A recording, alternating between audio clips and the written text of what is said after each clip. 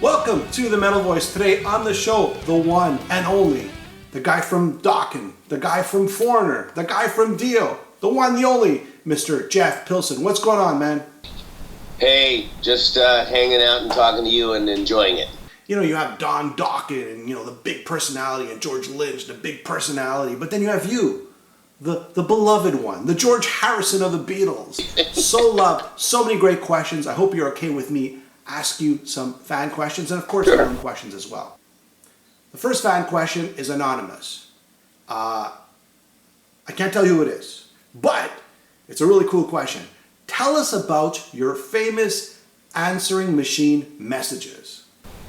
My crazy answer. Wow. Well, there's more than one. If they're what they're talking about. Actually, there was even a bootleg a couple years ago of a lot of my answering machine messages. There was a period, especially in the 90s, when I would just make these epic answering machine messages, and I sort of got known for it. So then I kind of felt obligated. I had to continue, but one time I did Pilsonian Rhapsody. So I actually did Bohemian Rhapsody done to an answering machine message. I mean, I went crazy with all the voices and everything. I did the Batman theme, but of course I sang Pilson instead of Batman. Again, played all the instruments and did that. So I don't think there's any one specific one that somebody might be asking about. But again, there was a bootleg out there that had a bunch of them on there. How they got them is completely beyond me. But anyways, somebody got a bunch of them, and there are people that are aware of them. And it is pretty funny. If you can ever hear the bootleg, there's some really hysterical ones in there. So here's another question. Tom would like to know, when you did the song It's Not Love, or the video of It's Not Love, was there a playback on the truck as you were filming the video? Yeah. There was a full-on PA playing It's Not Love, and it was cranked really loud, and everybody in the street could hear it. Trust me. Whose idea was it for this video? Was it taken off AC/DC's It's a Long Way to the Top? Is that where the idea came from? I never heard any connection with that. The idea was from the people at the company, which was the video company that did all of our videos back then. It was a guy by the name of Wayne Isham, who went on to be a very famous video director, by the way, and even did movies. Wayne was a genius, and all the people that worked with him. I forget how much Wayne himself worked on It's Not Love, but he had some great people with him that worked with him that were just all really video savvy people that were creative and loved the band, and we all got along really well. So we would toss ideas around, and I actually couldn't tell you whose specific idea it was. All I know is that it came out before you two did their video where they played on that rooftop. So here's not a question, but a statement from a guy named Phil. Big fan of yours. He says, I play bass in a Dokken tribute band, and I want to just tell Jeff he's the best. They're called Without Warning. Have you ever heard of this band? It sounds familiar. Tell him thank you very much. Now, question from Sylvester. He says, which of the bands that you played in you're most proud of? Okay, let's say Foreigner. I mean, picking from Foreigner, Dio, and of course, Dokken. Wow. Well, that's a multifaceted question. But I would say if I had to do a most proud, in a way, it would be Dio, because there was just a connection about Dio where we all. I mean, it was a really, really powerful band. I mean, it was definitely the heaviest, most powerful band I've ever been in, and it was just somehow. I mean, between the personalities, I mean, there was a lot of love there too. I mean, Ronnie was a dear friend. Vinnie, to this day, is an extremely dear friend, and it was just a really, really great band. And that was the first time I really remember experiencing. I mean, Dokken was a great band, and we had a lot of great experiences. But with Dio, there was something more, and that was the first time I really experienced it on that level. And And I think I kind of took that back to Dokken when I went back to Dokken in the 90s. I think I brought that with us, and I think it made Dokken a better band because I was better when I went back into Dokken. So I guess if I had to say it, it would be Dio. But I mean, I'm really proud. I mean, I'm awfully proud of Foreigner, especially. I mean, here we are, Foreigners on a headlining tour now, and that is a great tour, and we definitely worked our asses to get back here. And of course, we have Mick Jones's great songs as a legacy to start with, which is a huge head start. But we had to work our way back. I mean, when I joined the band 14 years ago, we couldn't have gone out and headlined a shed like we're doing now. So the fact that we built up after that, I'm very, very proud of that as well. And Kelly Hansen, the current singer of Foreigner, he's doing such an incredible job fronting the band and, of course, singing the band. And, of course, the last album with the band in 2009. He's a big reason why we're back where we are, You know what's great about Kelly? He's distinct enough in his own voice, yet he still maintains that Foreigner sound when he sings. I know, and I agree with you, and it's a pretty unique situation. There really couldn't have been a better person for this job in the world. I'm absolutely convinced of it, and I think he's one of the greatest frontmen ever. I mean, he is just an incredible frontman. His voice is so consistent every night. I mean, the guy's a machine, and yet he sings with such depth and soul. So, I mean, he's an anomaly. He really is. So since we're talking about Foreigner, tell me about, new music. Are you guys discussing about a new album? Are you guys writing new material for Foreigner? What's going on with new music? Well, I mean, I don't see us doing a whole record of new material like what we did in 2009.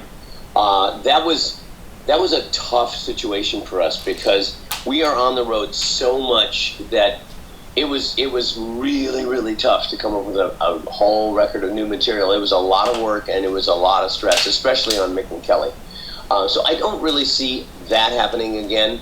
What I do see happening is what we've done the last couple of years, which is where we'll put out a new song here and there, maybe include it in some package. On our 40th record last year, we had what is essentially a new song called "Flame Still Burns," which we redid, and we did a studio version that I was very, very proud of. And we did have a new song called oh crap, I'm spacing. Not enough coffee yet.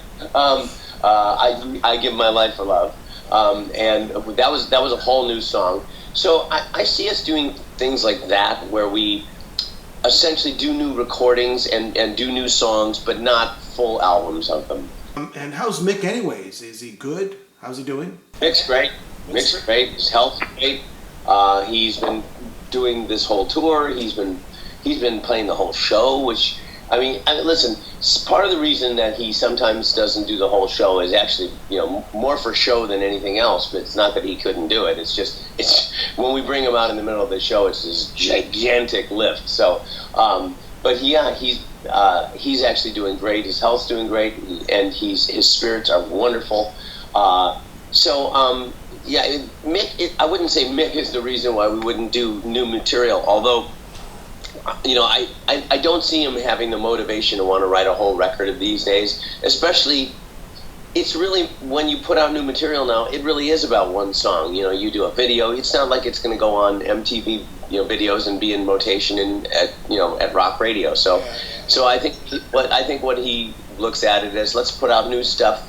If as a song comes along, maybe do a song, but let's not try and do the old school thing of doing a whole new record. You guys are on tour right now. You're in your hotel room, which is fantastic. Go check him out on tour, Foreigner.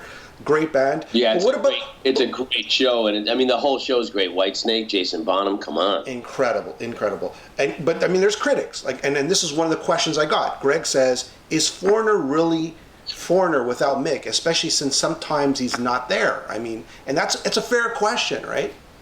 It's a very fair question, but I will ask anybody that asks that, have you seen the band in that, when Mick isn't there? Because it's still very much Foreigner. It's completely Mick's vision. It's sanctioned by Mick. Listen, I understand how people feel about original members and all that other stuff, and I totally understand that. But with Foreigner, it's really about the songs, and like Lou to me was one of the greatest rock voices ever. Absolutely.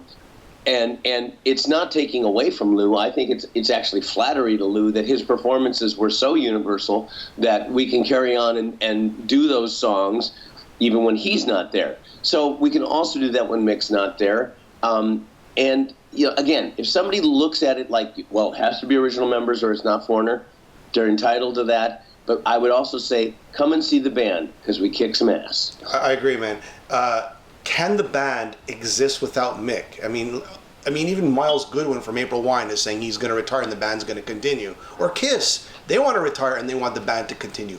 Can Foreigner exist without Mick Jones? I mean, the only way it could exist in some form of, the only way it could exist without him being there at all is if he were to pass away, because he'll always be connected to Foreigner. Foreigner's his life. Mm-hmm.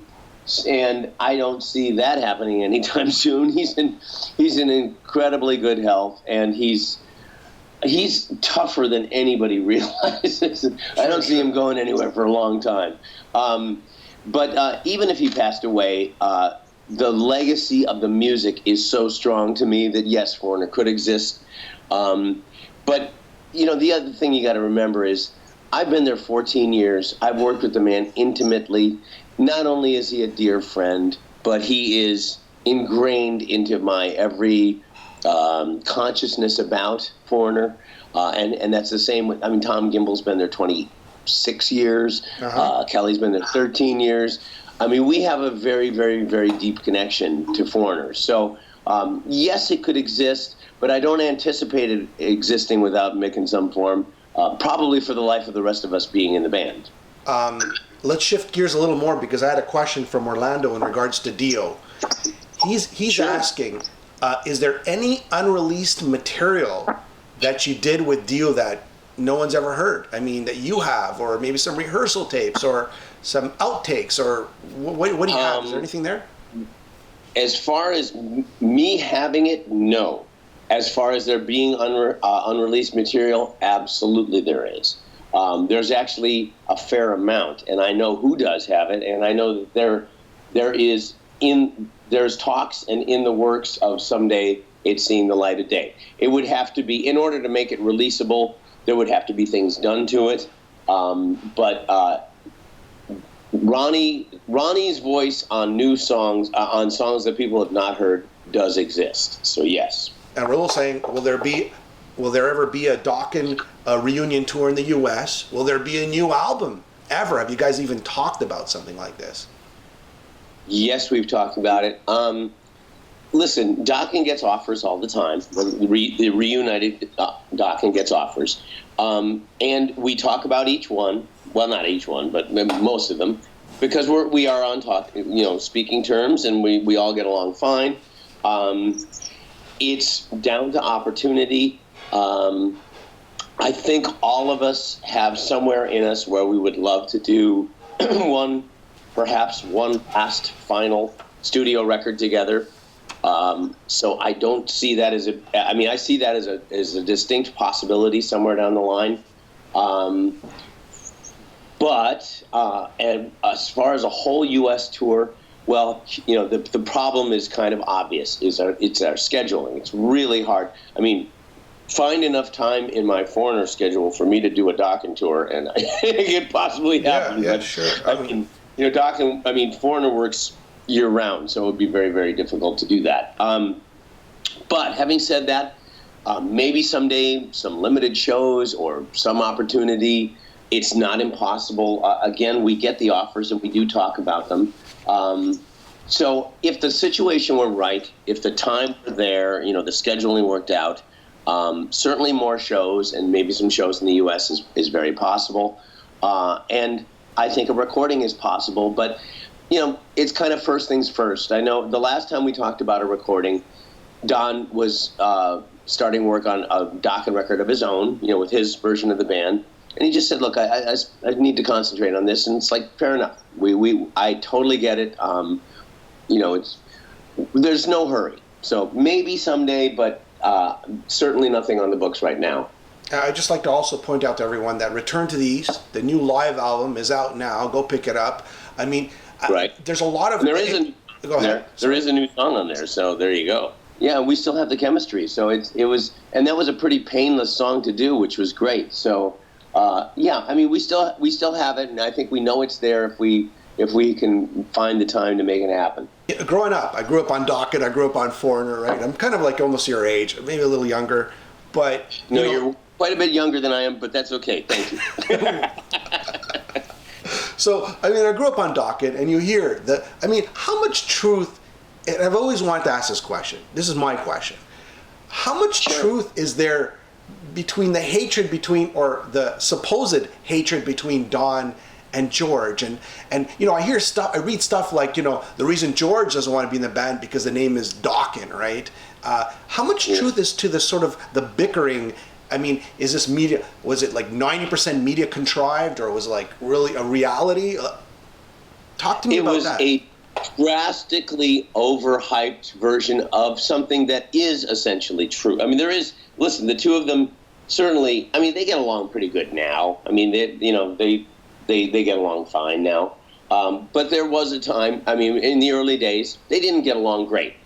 But what really happened and what really blew it all up is when we were doing publicity for the Tooth and Nail record, we had a publicist who had us talk with somebody who was going to write out the bio, and they wanted to come up with a publicity angle that would really help sell the band. Yeah. So what they centered in after talking with everybody was, wow, Don and George don't like each other. And so that just exploded, and it became the media hook, if you will, that that got stuck with the band, and then it became a self-fulfilling prophecy, and it became our own worst enemy. So there is some, I mean, it doesn't come from a place of, I mean, it's not totally made up, but it is it was way blown out of proportion. Although, like I say, the essence of it was there. Did George not like the fact that the band was called Dokken? Of course not. Of course he didn't like that. But at the same time, it was more because he just wanted to have a regular band name like bands have, and he thought it was unfair to call it Dokken. The reason that the name persisted as Dokken, other than the fact that Don had a lot to do with the early business of the band and getting the band organized, but it was also because our managers said, it's a really cool sounding name. So, and it is. So it's true. How do you argue with that? Rockin' with Dokken. Come on. What a great expression. How did you feel about the name? I mean, okay, we know George. Well, it was very much there by the time I joined. And again, I mean, when I first heard it, like everybody else, what are they, German? But I thought it was a great name. I mean, once I joined the band and got to know the personalities, I realized, well, this could be asking for trouble because, it made Don seem like more of a leader than he was. He was the business head, no question. He was a lot of the business brains behind the band. I'll always acknowledge that. And he's a great writer, and he was very important in the sound of the band and everything else. But we were a band, and it sort of did, take away from that impression a little bit. So in that sense, perhaps it bothered me, but I always thought it was a cool sounding name, and I wasn't going to lose sleep over it. Let's put it that way. When you joined the band, Don's was working the business angle. I know that Gabby Hoffman had something to do with it at the early days. When you joined the band, were you considered? Was it sort of like an organization where we're 25, 25, 25, and 25 split? You've become sort of a partner in this band. What was the arrangement like in terms of your sort of, not your contribution, but your percentage of that band in terms of ownership? Well, you know what? The thing is, it was equal right from the beginning, which was interesting. And that was the brainchild of our managers. Cliff Bernstein and Peter Mensch were our managers. And, they went on, I mean, they're the geniuses behind Metallica and Def Leppard and, a million other bands. I mean, they're still a very powerful management company today. And they knew about the personalities of the band. They also understood about the name. So right from the beginning, it was an equal split, which I thought, I mean, well, not on the Breaking the Chains record. They gave me a piece of the Breaking the Chains record, but I wasn't on it. And they didn't have to give me anything. I thought it was very cool that they gave me a little piece of it because I toured it. But from then on, it was always equal. And, I mean, that was a pretty cool situation. I mean, at the same time, you know, right from the start, they said, look, contribute as much as you want. That's one thing that people don't realize about the guy, you know, especially Don and George, is that, people associate them as having these huge egos. Well, they do, but at the same time, they wanted what was best for the band, and they encouraged me to write and be a participant right from the beginning. Yeah. And when we went in to do the Tooth and Nail record, when it became obvious that the producer that was producing the record just didn't get along with Don and couldn't get any vocals out of him, he turned around at me and he said, okay, you do it.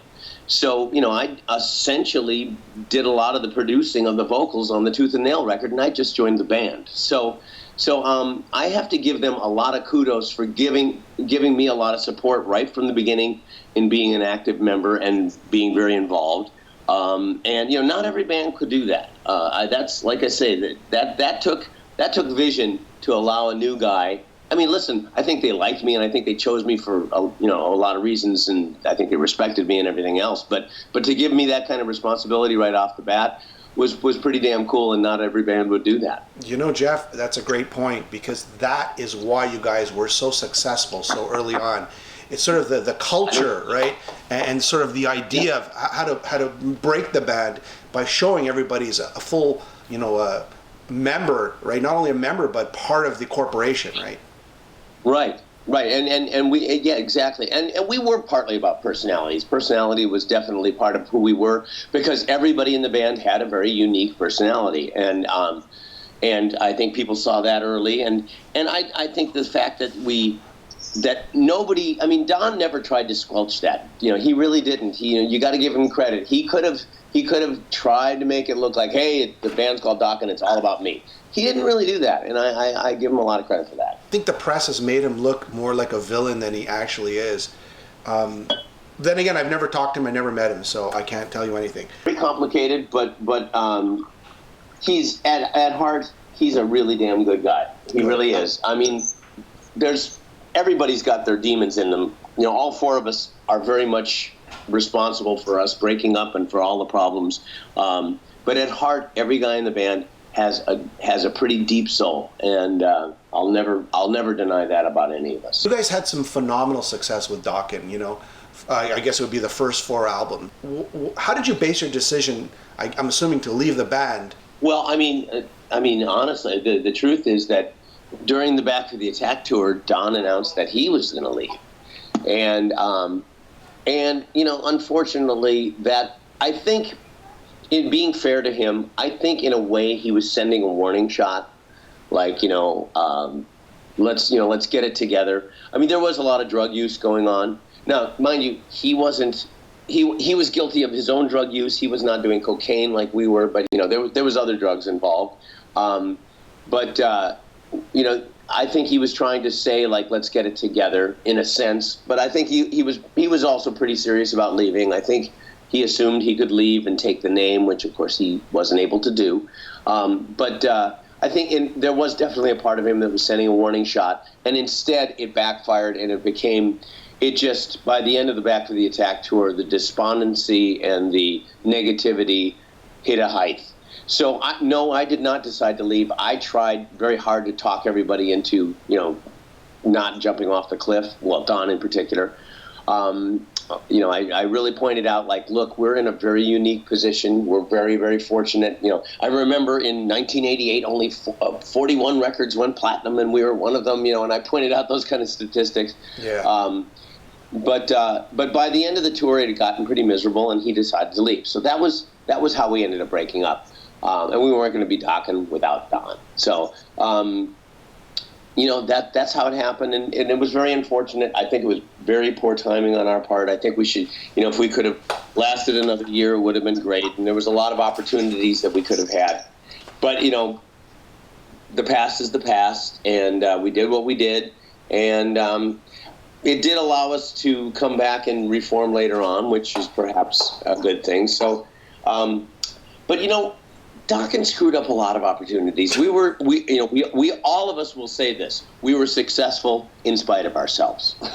Just tell me quickly. So you're having all the success. Is it because the drugs are being introduced into the band, and that's sort of like pitting you guys against each other? Was it managers pitting you guys against each other, or was it just your personalities were too strong and you just couldn't live together? I mean, what happened? Back for the Attack is probably one of the great albums. I mean, what the heck happened internally? Well, I mean, it was the personalities exaggerated by drugs. It was not management. Management wanted to keep us together. There was everybody had other voices on their shoulders saying, "Oh, the other guy's the bad guy." There's all that bullshit going on. For sure.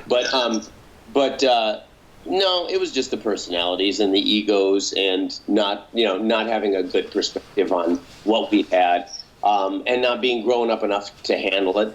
And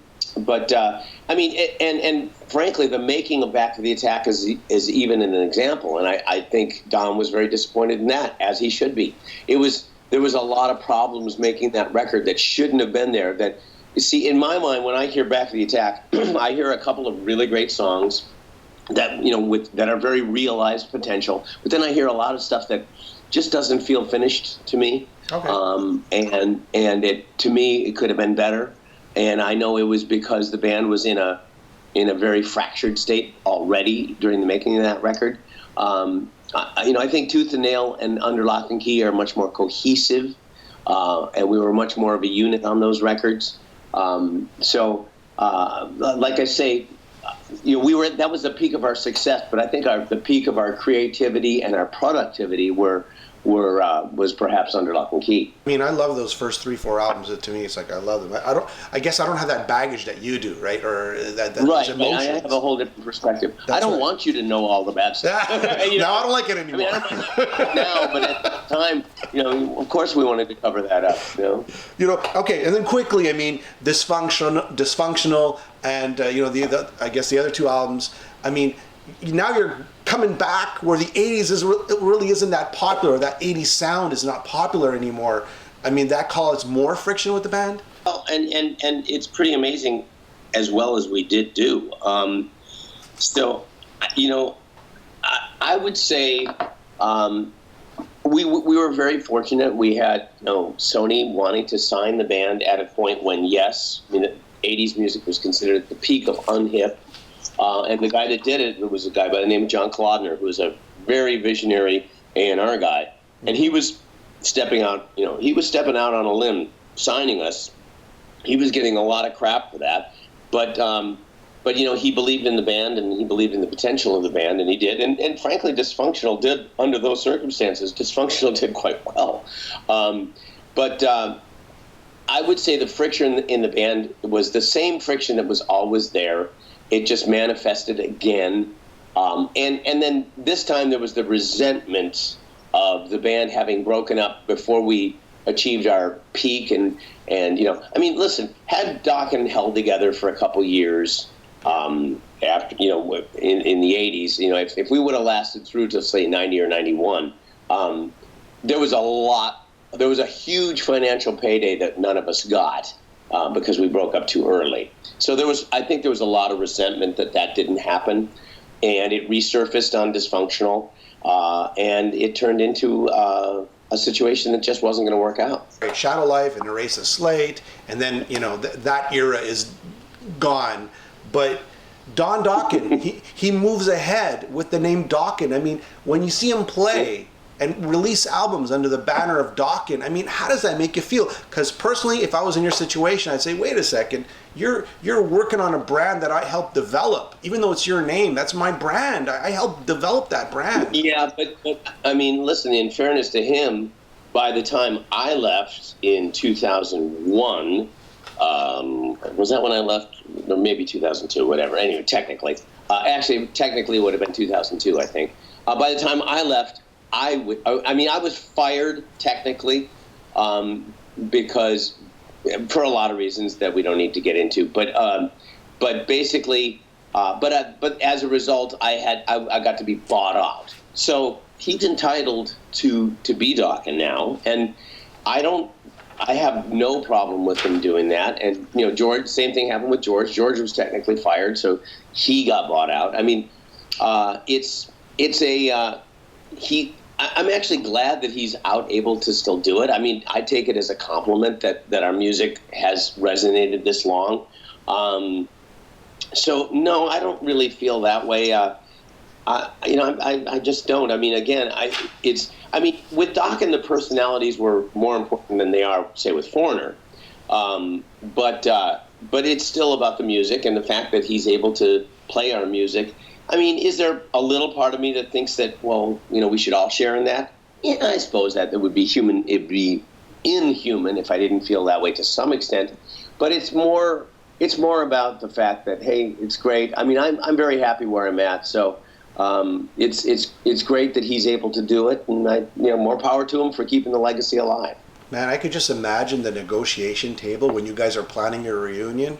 You're sitting down there with, There's some ugly moments, trust me. I mean, I'm sure there's lawyers present and okay, we're going to do this, under these conditions. I'm sure there's a lot of clauses and conditions and contracts are being written up and everything is on the table, right? Yeah, it was, the negotiation was no fun. Fortunately, the reunion itself, by the time we got through with all that crap, the reunion itself actually was fun, and I wasn't particularly expecting that, but it ended up being a lot of fun. So, the business part's never fun, but the actual playing and the touring Japan and everything, that turned out to be a lot of fun. So here we go. Let's wrap it all up. I know you're a busy guy. So we have Dokken, live album, Pick It Up, and I'm happy you guys are all, figuring things out. A possible U.S. tour, and you'd like to make a Dokken album. That's a good summary there? Yeah, I mean, when you say possible, I mean, it's a distantly possible, but the possibility is always there. But I would definitely like to make another record at some point, if that's possible. I think I speak for everybody. I think all of us have somewhere inside of us where we'd love to make another record, sure. Great. Dio, you're producing the new Last in Line record, correct? Yes. All right, so on the Dio front, let's cover this. Fantastic. So just it's 30. So what are we looking in terms of a timeline for the Last in Line album?